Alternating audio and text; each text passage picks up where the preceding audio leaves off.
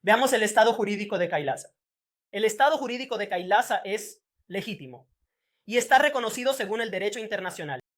Kailasa es un sujeto soberano del derecho internacional, poseyendo atributos distintivos derivados de la herencia del Pontífice Supremo del hinduismo, de la sucesión ininterrumpida y la revitalización de 21 antiguos estados soberanos hindúes e instituciones eclesiásticas hindúes, como el Swarnapeter Swarna Samaraya Sarvagnapitam y el Shyamala-Peter Sarvagnapitam.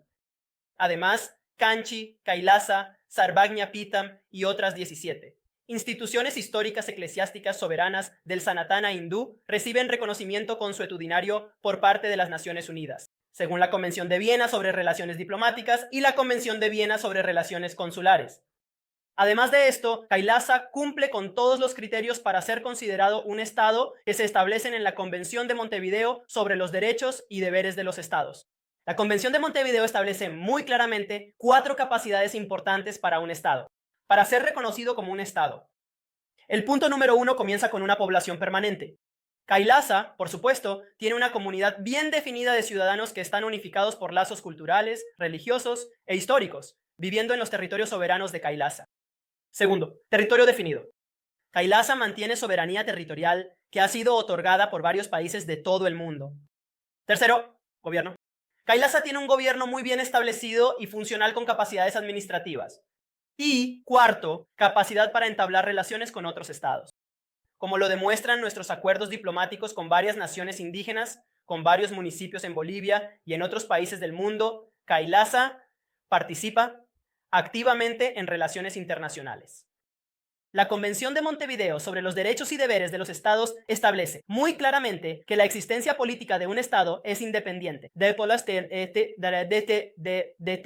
reconocimiento por parte de otros estados. Por favor, tengan muy claro, la existencia política del estado es independiente del reconocimiento por parte de otros estados. Y esto enfatiza los derechos inherentes de los estados a la autogobernanza, a la integridad territorial y a la independencia política.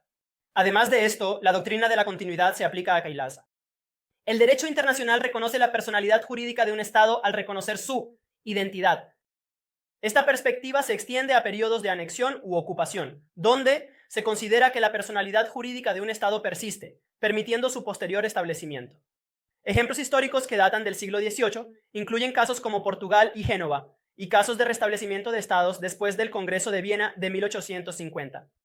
Además, ejemplos como Polonia, Etiopía, Checoslovaquia, Albania y Austria durante y después de la Segunda Guerra Mundial sirven como otros casos modernos de restablecimiento de estados, ofreciendo evidencias adicionales para reconocer y preservar la personalidad jurídica de un estado a lo largo de un largo periodo de tiempo.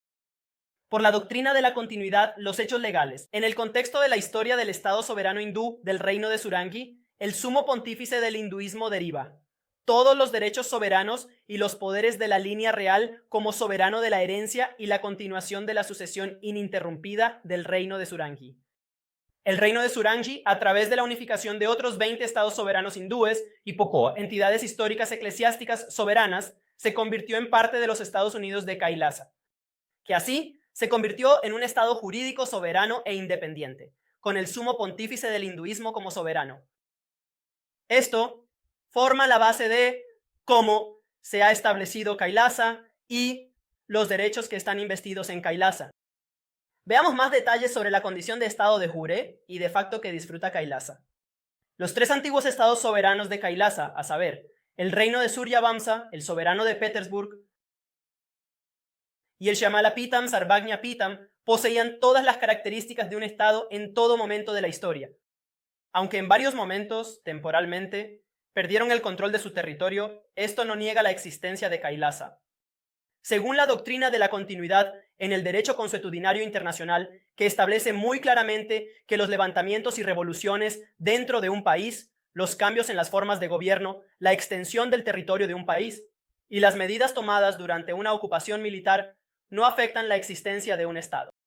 Como Estado jurídico, Kailasa posee una personalidad jurídica internacional, lo que significa que puede celebrar tratados, unirse a organizaciones internacionales y presentar reclamaciones en todos los tribunales internacionales. Tal historia antigua ilustra que las naciones soberanas constituyentes y las entidades de los Estados Unidos, de Kailasa tienen una personalidad jurídica internacional, bien conocida en varios momentos dados, poseyendo tanto la condición de estado de jure como de facto, y su resurgimiento como Kailasa continúa haciéndolo hoy en día.